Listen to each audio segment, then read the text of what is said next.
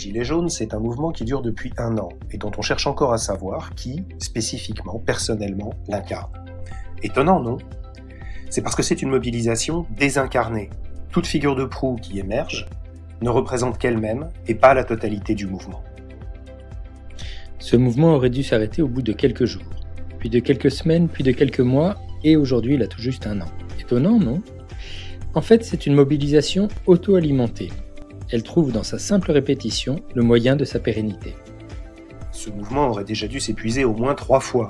Report de la taxe diesel, grand débat, déblocage de fonds pour les plus faibles. Mais désormais, plus on répond à ces revendications, plus des attentes nouvelles et profondes se révèlent, émergent, s'enracinent et réveillent de nouveau le mouvement. Étonnant, non ?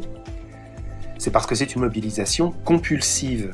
On se révolte pour exister, pour appartenir au mouvement, pour ne pas être seul, pour être entendu, pas tellement pour obtenir des transformations matérielles du monde. À bien y regarder, ceux qui ont à un moment ou à un autre participé à ces manifestations ne sont pas foncièrement différents de ceux qui travaillent dans votre entreprise. Étonnant, non ? Au lieu de craindre la révolution, il faut apprendre à s'en nourrir. À bien y regarder, le mouvement des Gilets jaunes nous révèle 3 mécanismes centraux de l'époque. Tout d'abord, le bas bruit. À la manière des ondes sonores qui peuvent agencer la matière, les évolutions discrètes des mentalités et comportements réagencent la matière sociale. Ensuite, le lien faible. C'est un lien entre individus sans intentionnalité, sans orientation marquée, sans réciprocité. Et dès que l'on cherche à le transformer en lien fort, il se dissout comme un flocon sur la paume de la main.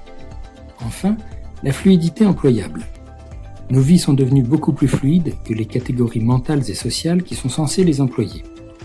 Mais cette fluidité grandissante et permanente reste employable, comme le vent qui attend qu'un inventeur lui oppose une voile et découvre la navigation. Tu n'ignoreras pas que ces 3 phénomènes s'incarnent et se manifestent déjà dans ton entreprise. Pas de déni.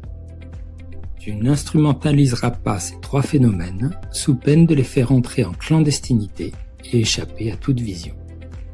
Tu emploieras ces énergies, d'une part parce qu'elles ne demandent rien d'autre que de servir, que d'être employées.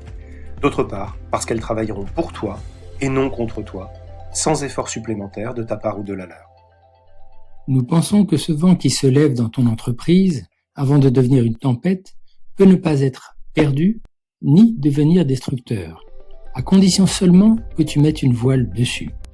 Et coup de chance, nous, on fait des voiles.